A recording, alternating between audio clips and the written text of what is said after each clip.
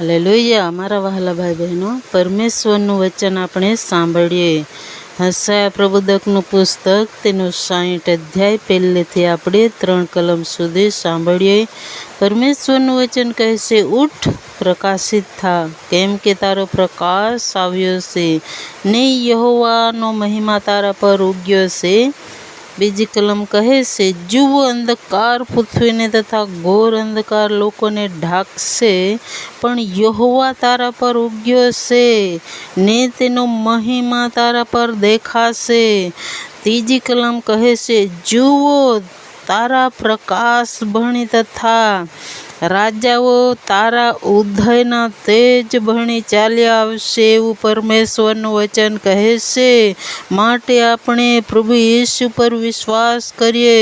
તે પ્રકાશિત દેવ છે, તેનામાં પ્રકાશ છે, તે સત્ય છે, તે પવિત્ર છે.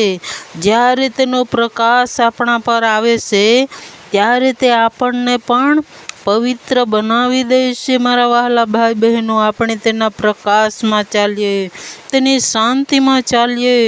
આજે આપણે ઉઠવાની જરૂર છે. આજે આપણે તૈયાર થવાની જરૂર છે. મારા વહાલા ભાઈ બહેનો, પરમેશ્વરના આજ્ઞા પ્રમાણે આપણે ઉઠી જઈએ.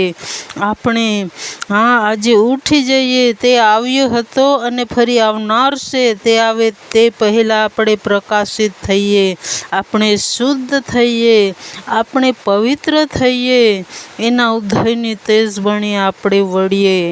તેમના વચન પ્રમાણે એ જે કહે છે તે સાંભળીએ. જે સાંભળે છે તેને દેવ માન્ય કરે છે, જે પાડે છે તેને ધન્ય છે, એવું પરમેશ્વર